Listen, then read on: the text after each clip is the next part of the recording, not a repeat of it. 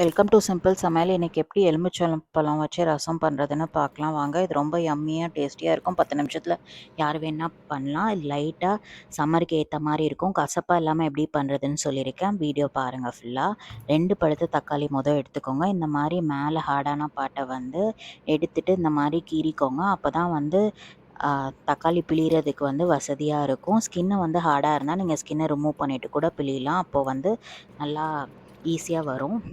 இந்த மாதிரி கரைச்சி வச்சுக்கோங்க தக்காளி. இது கூட 2.5 கிளாஸ் தண்ணி சேர்த்துக்கோங்க. 750 ml போல் தண்ணி சேர்த்துக்கோங்க. நம்ம இதுக்கு புளி யூஸ் பண்ண மாட்டோம் இந்த ரசத்துக்கு. இது கூட ஒரு 10 கருவேப்பிலை இலை, 2 டேபிள் ஸ்பூன் கொத்தமல்லி தண்டு இருக்கும்ல அந்த பார்ட் மட்டும் சேர்த்துக்கோங்க. அது ரொம்ப டேஸ்ட்டாக இருக்கும். அதை நல்லா கலந்து விட்டுட்டு தனியாக எடுத்து வச்சுடுங்க அப்படியே. அப்புறம் ஒரு மிக்ஸி ஜாரில் 1/4 கப் துவரம் பருப்பு சேர்த்துக்கோங்க. 3/4 ஸ்பூன் ஜீரகம் சேர்த்துக்கோங்க. 1 டேபிள் ஸ்பூன் மிளகு சேர்த்துக்கோங்க. இதை கொரகொரப்பாக அரைச்சி எடுத்துக்கோங்க முதல்ல.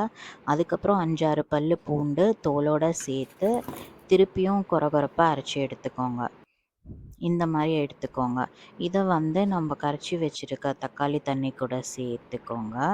அப்புறம் அந்த மிக்ஸி ஜாரில் கொஞ்சம் தண்ணி ஊற்றி அதையும் கழுவி சேர்த்துக்கோங்க. இதை நல்லா கலந்து விட்டுக்கோங்க. கலந்து விட்டு இதை தனியாக எடுத்து வச்சுருங்க. அதுக்கப்புறம் ஒரு பேனில் 2 டேபிள் ஸ்பூன் எண்ணெய் ஊற்றிக்கோங்க. அது சூடான அப்புறம் 1 டீஸ்பூன் கடுகு சேர்த்துக்கோங்க. கொஞ்சம் உளுந்து, கொஞ்சம் ஜீரகம், கொஞ்சோண்டு வெந்தயம் மட்டும் சேர்த்துக்கோங்க. நிறையா சேர்த்தா கசப்பாயிடும். இது கூட 4 காஞ்ச மிளகா உடச்சி சேர்த்துக்கோங்க. 2 பச்சை மிளகா இந்த மாதிரி நீளமாக நறுக்கி சேர்த்துக்கோங்க. கொஞ்சம் பெருங்காயத்தூள் சேர்த்துட்டு ரசம் கரைச்சி வச்சுருக்கோம்ல அந்த தண்ணியை நீங்கள் இதில் சேர்த்துக்கோங்க. இது கூட அந்த அந்த பாத்திரத்துலேயே ஒரு 100 ml தண்ணி ஊற்றி அந்த பாத்திரத்தை கழுவி அப்படியே ஊற்றிடுங்க. இது கூட 1/2 டேபிள் ஸ்பூன் மஞ்சத்தூள் சேர்த்து நல்லா கலந்து விடுங்க. அதுக்கப்புறம் தேவையான அளவு கல்லுப்பு சேர்த்து கலந்து விடுங்க. முடிஞ்ச அளவு கல்லுப்பு சேர்த்து ட்ரை பண்ணுங்கள். அப்போ டேஸ்ட் நல்லா வரும். அதுக்கப்புறம் 1 டேபிள் ஸ்பூன் இஞ்சி தூண்டு இந்த மாதிரி நறுக்குனதை சேர்த்துக்கோங்க. சேர்த்து நல்லா கலந்து விடுங்க. இது அப்படியே கொஞ்சம் நேரத்துக்கு குக் ஆகட்டும்.